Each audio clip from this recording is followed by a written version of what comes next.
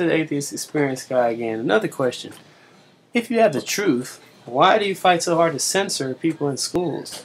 Why are you trying so hard to stop creationists from speaking against it? You guys say that skepticism is what furthers the truth, because if I don't just accept what someone says, which is what you claim you're doing, then that's what furthers the truth, because you don't believe in the absolute truth. But if you ask any atheists, they're hypocrites. They'll say, I absolutely know there's no God. That's foolishness. You're stupid. Right? Okay, you just contradict yourself, and what you say makes no sense. You guys are the biggest hypocrites. You call Christians hypocrites, but you're hypocrites. Because first of all, you're hypocrites because you're denying God. Okay, God who made you, and you're lying on Him. Okay, that's a big hypocrite. Number two, you're a sinner, yet you act like a saint. That's a big hypocrite. You don't accept Jesus Christ, you're a hypocrite. The same for you who say church people are hypocrites. I don't want to go to church because you're all hypocrites. Number three,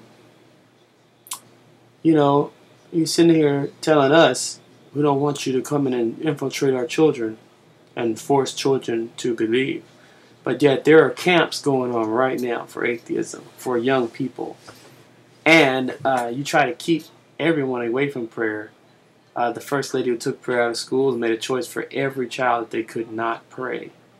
Because her child, she didn't want her child to pray. So she made a law in the schools, which was not by our forefathers by any stretch of the word, even though they keep lying and saying that the forefathers wanted that. She made a law for everybody else that they couldn't pray in the name of freedom. That's the way Satan is. In the name of freedom, he takes away your freedom. Yeah, he's a liar. I'm here to give you freedom, but he's not here to give you freedom. I mean, you guys sit there and fight and say you want to be heard, you want to have your freedom.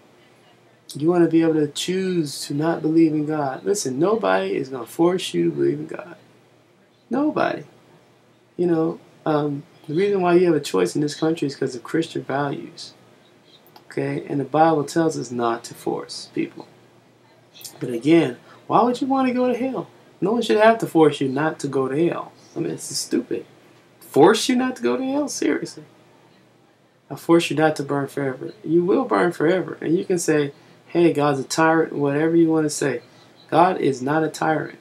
God is a just judge, and you're a sinner, and He's giving you your just desserts. He's the judge of the universe. He determines what right and wrong is because He's good. We don't. And if you decide to just ignore what's right, then what happens? I mean, you get the consequences. Anyway, like I said, you have to realize that truth will set you free if you just acknowledge Him. That's why I said Him, Jesus Christ.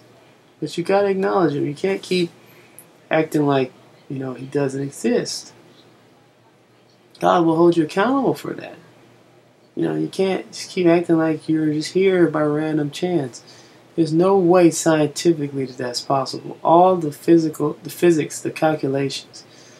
I mean, the fact that each little, just look at insects, for instance. Every one of those insects has a different makeup. Why does a butterfly have huge wings, right? It can fly. And a bumblebee has a huge body with real small wings, yet it can fly. It's supposed to be impossible according to nature. Why would the universe just decide, okay, I'm just going to create this? And why is there beauty in the universe?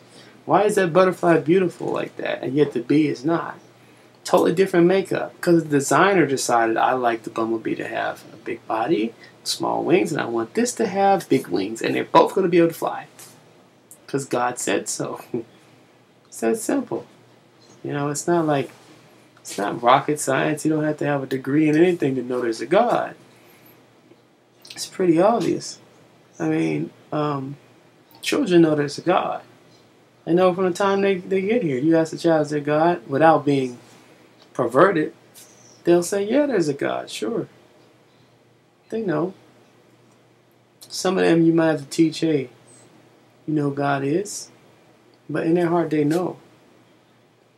Even the animals, everything in this universe praises God and His glory, and it reveals His glory. I mean, But you guys are just following something somebody tells you, and they repeat it long enough so you believe, and they keep so much censorship. It's Marxism, you know, is what it really is. You know, that's where it comes from. And it comes from really Buddhism, which believes there's no God, just a continual universe that continues to exist. It's the same thing, you know. You guys are believing the same exact thing. Buddhism and atheism, it's the same thing, okay? Except for that they do a lot more chanting, but the same basic thing. You evolve from one thing to another form. It's a religion. Atheism, humanism, Marxism, all the same thing, okay? And you want to say that Christians killed more people. Actually, Marxism did. That was, you know, what killed the most people. And Stalin, you know. And anyway, look at all the communism in the world. It's essentially atheism. So, like I said, you know, you guys really need to rethink and think hard. You know, God isn't running out of time. You know, the universe, the cosmos, the eternalness of the universe, God is holding it up, just like He always said. Jesus is going to be sitting on His throne. And if you're burning in hell, if you decide to go burn in hell, He's going to still be right there. You will not have done anything to God. Your words will not have harmed God, will not have removed Him. You really think suing God in your courts and telling Him you can't be in school is really affecting Him? Do you think if you keep saying to God, hey, we don't want you in our country, oh, God is really scared, He's really He's frightened? No, He's not. But you should be, because God will then have to start pulling back the provision of the rain He sends us every day and the food He sends us every day. Why? Because, yeah, He doesn't, I mean, why should He keep giving us something when He don't appreciate it? He doesn't have to give us anything. He doesn't have to give anything to stubborn people. That's what hell is for. You know, He's finally going to take away everything that you don't appreciate because you don't appreciate Him, all the blessings that come with Him. You know, it's just like if you have a kid in your house, you keep paying for them, or you have a traveler, a stranger in your house, you keep paying for them, paying for their food, everything, and they don't ever appreciate it. You're gonna eventually cut them off from that. And yeah, let them just keep taking all your stuff, and then they gonna spit in your face and tell you how to run your house. No, God is gonna do that to you. He's gonna let you go right on to the lake of fire. You know what I'm saying? And that's how it is. I don't care how tough you think you are. All you guys out there, you're trying to prove something. Look. Death and life is not in your hand. At some point, there's a cutoff, you know, and you can't go get your boss to help you. You can't go get your lawyer to help you. You ain't going to have nobody except for Jesus Christ. He's the only one that's going to stand before you, before God, and say, I paid for his sins. And guess what? Some people who, you know, murderers, stuff like that, they'll be going to heaven because they accepted Jesus Christ. You won't. You know, there's a guy who was in killing fields. He repented. Don't have to make sense to you. God says whoever will, let him come, because they're more righteous than you because they accepted what Jesus did for them.